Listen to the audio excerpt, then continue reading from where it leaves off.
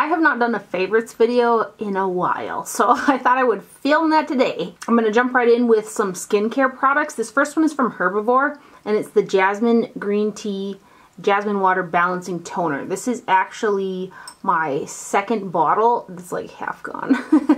I ordered 2 more of them too during the Dermstore sale because they sell Herbivore on Dermstore, and during Black Friday, Cyber Monday, they were doing like 30% off. Now that I brought this up, it reminds me that I have got a large Sephora bag plumb full of empties.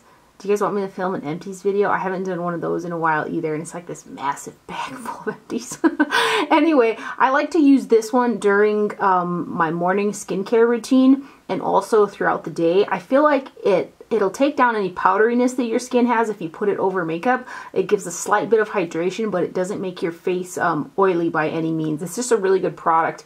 And then after I spritz, I put on my treatment product. It's a mixture of a benzoyl peroxide and Differin gel, which if you haven't tried those two together and you have problematic skin, give it a try. I use the Paula's Choice 2.5% benzoyl peroxide mixed in with Differin gel, which you can now buy in store, Walmart, Target, etc. Awesome. It's a really good product if you have got acne prone skin, or if you want to do some anti-aging stuff. Anyway, besides the point, after I do that step, I spritz this on, and then I go in with another favorite of mine, which is the Sunday Riley U.F.O Ultra Clarifying Face Oil. I've gone through 1 large size of this, and then I had stopped. I ran out of it, and I thought, well, let me try a different oil or whatever for the daytime, because this is what I use in the daytime after I spritz with Herbivore. And while I was using it, I didn't think that it was doing much for my skin, so that's why I thought that I would try something else. But during the time period where I wasn't using it, I noticed a difference in my face. It just didn't look quite as vibrant or clear, and I was like, I miss that Sunday Riley U.F.O oil.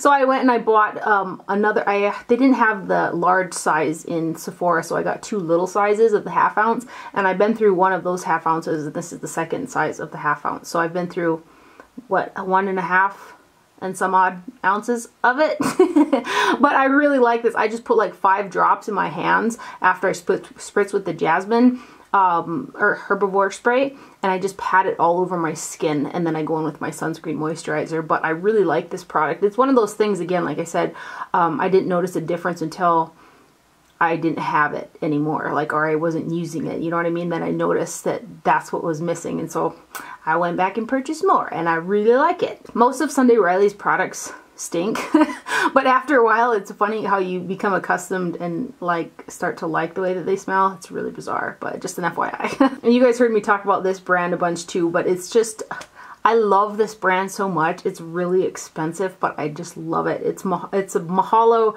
skincare, and the gal who is the founder of this brand, and like they hand make the products in Hawaii, she has problematic skin too. I think it was in a video where I had seen her say that she had acne prone skin and stuff like that. So all of her products have that in mind, and it's really bizarre that a lot of these have like essential oils and stuff like that in there, where you'd think that they would be more problematic for the skin, but none of these products in her entire line ever sting my skin or make my skin feel any sort of way other than soothing, which I just love it.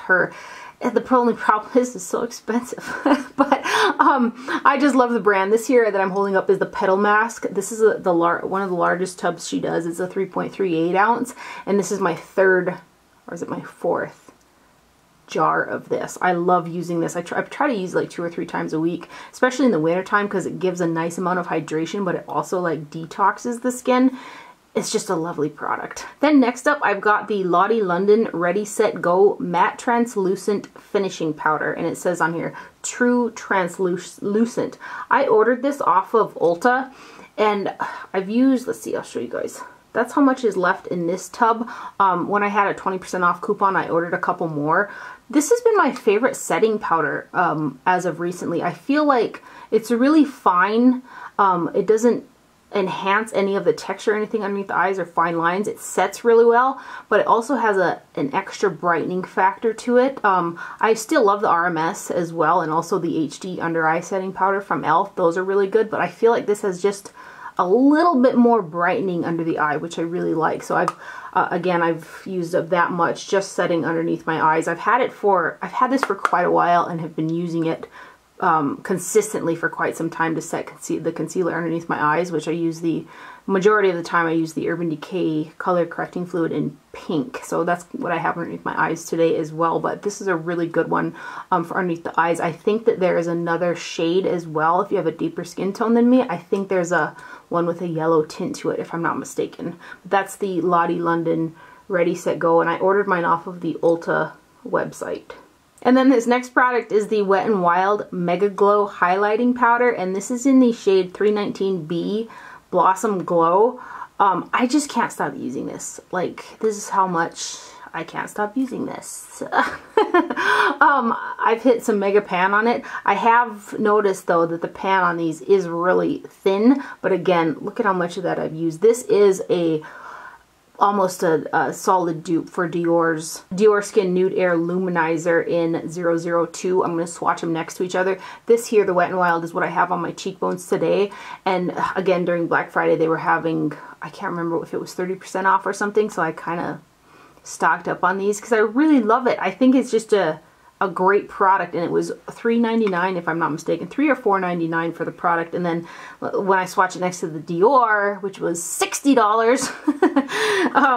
yeah, it's a good find for me. So here's the Dior in 002, and then here's the Wet n Wild. Both of these products come in different shades as well, and they're that baked jelly type of texture, which I really love on the skin. It just looks really pretty. So let me swatch Blossom Glow here. Again, Blossom Glow is what I have on today, and then the Dior. So here's Blossom Glow, and here's Dior. So Blossom Glow and Dior. I feel like I've said this before, but the Wet n Wild has a tiny bit more pink to it, and the Dior is ever so slightly more smooth in texture. But I mean, considering the price difference and stuff like that, they're pretty good dupes for each other. Super pretty. I love both of these products.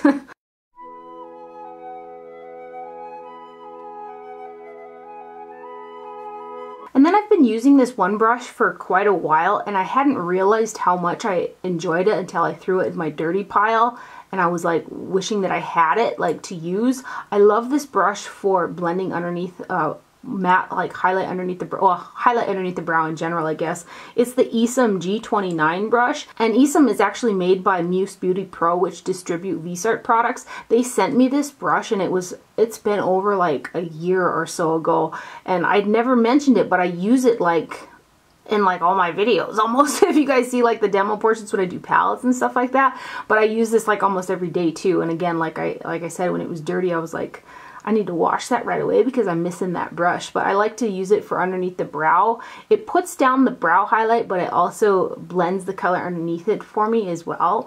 It's just a really nice brush. And there's another one that they sent with the Viseart Grand Pro Volume 1 that I've also really been enjoying, and it's the Esum W23 brush. And it's similar. You guys see me use the Hakuhodo J5523 brush quite a bit. It's similar to that, except for it's a little bit more structured, and the bristles are a little bit more firm, so they don't splay out as much, so I can get a little bit more concentrated blend. And since it's firmer, it's going to buff out a little bit quicker than it will with the Hakuhodo. Of course, I love my Hakuhodo brushes too, but this is a newer brush for me, but I've really been enjoying it to buff out that darker crease color, if you will. It's so funny when I say like crease, because I mean, while there's like a crease in my eye, it's more like a fold.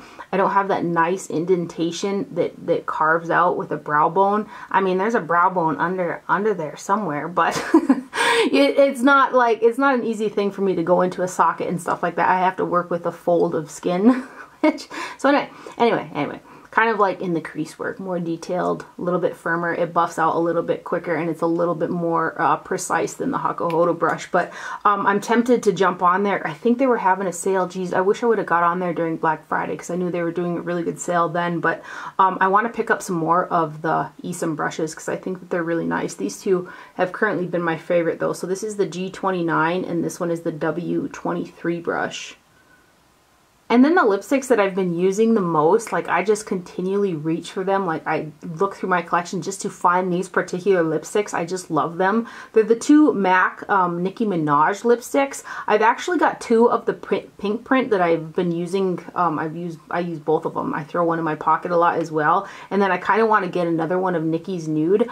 This pairs together with Charlotte Tilbury's Lip Cheat and Pink Venus so well. It's just a pretty warm pink on the lips. And these are both amplified cream lipsticks, which is one of my favorite formulas from MAC. And then I just noticed too in an email I got, they're doing some type of a sale where you can buy both of these lipsticks for $24.95 if I'm not mistaken, off of MAC. And I think they also had that offer on Ulta, is it? Maybe? But anyway, I love these lipsticks. So this one is the Pinkprint. Right there. And then here is Nicki's Nude. I think I need to get another one of these because I use this well, you can see it right there. I use this lipstick a lot. And then lastly, there are some eyeshadow palettes that I just love. This first one comes to no surprise, I'm sure. But this is the Viseart Grand Pro Volume 1, which I think that they did a second run of them as well, because they were initially only going to be a limited release of I think 3,000, and then they came out with them again, and they're also available now on Beautylish in addition to Muse Beauty Pro. But this is an all matte eyeshadow palette with 30 shades in there, and I did do a video on this palette. I'll link it down below if you guys want swatches of them. Swatching this palette on the skin or with your fingers and stuff like that really doesn't do it justice. It's when you put a brush in there and start working with the shadows on the eyes that you'll realize why these are loved so much. But you can mix these colors, like any of like these shades right here, with anything, and they mix really well to create new colors, which is something that I just love. And I'm hoping like heck that they come out with a volume 2, because if this is volume 1, there's got to be a volume 2, right? At least that's what I'm hoping for. So anyway, this is the Viseart Grand Pro Volume 1. I'll link that video down below too if you guys want to see swatches, and then there's a demo towards the end of that as well. But here's a couple of the shades. Again, they're all matte. This is one of the best pairing palettes. I love to pair this with super shimmery shadows on the lid. And then next up are the colored Raine. These are the mini eyeshadow palettes. I hauled these and swatched them all. I'll find that video and link it down below too if you guys want to see swatches of them. I think the most popular one is this Beauty Rust palette here. Queen of Hearts palette is my love. I love it. And I also have, I bought their bundle when I don't think they do the bundle anymore, but these colored Raine eyeshadows are awesome. They blend really well. The mattes are stunning. They're super pigmented. The shiny shades are like super foiled. They're just really stunning palettes. So let me just swatch a few of these shades for you guys so you can see what I mean. Because they're beautiful, right? Whoa. Beautiful. Oh my god, this color though. So I love these. This one here is the Beauty Rust. And then here is Berry Cute. Followed by Lovelies. And then a Smoke Show. And I really want to depot these. And put them all in like a magnetic palette, because I feel like I'll be able to use them integrated easier than having to flip through each one. But the colored Raine shadows are just they're up there high on my list of favorite eyeshadows. I just love them. And then last but definitely not least is the Huda Beauty Desert Dusk eyeshadow palette. I love this palette. I'm so happy that they are making it part of the permanent range, because now I don't have to like rush to try to get a backup of it, which I was tempted to do during the sale, and then I'm like, you need to check yourself before you wreck yourself. You don't need another one, it's permanent. This palette just kind of has it all. It's got that pressed glitter shade in it. It's got some pretty mattes. It's definitely a warm tone palette. It's got shimmered and foiled and duochrome and mattes and, you know, deeper shades and transition shades, and it's got this highlight shade, and some of the looks that come out of this palette are just so stunning. Twilight is my favorite shade in here. Again, I did a video on this palette. I'll link it down below if you guys want like a demo and the full swatch on there, but I'll swatch a few of them. I'm going to be stingy because I use this shade a ton, and I feel like it's going to run out quick, so let me swatch some of these other ones for you guys. Funny, right? They're just so pretty. I love this eyeshadow palette. So that's the Huda Beauty Desert Dusk. It's correlated really, really well. Everything goes together. You don't really have to worry about not using any color with another color from this palette because it all goes together so well. So those are some of the products that I've just been over the moon about lately. I hope you guys enjoyed this video and found it helpful. Thank you for watching. Do not forget to wear sunscreen, and I'll see you guys later. Bye.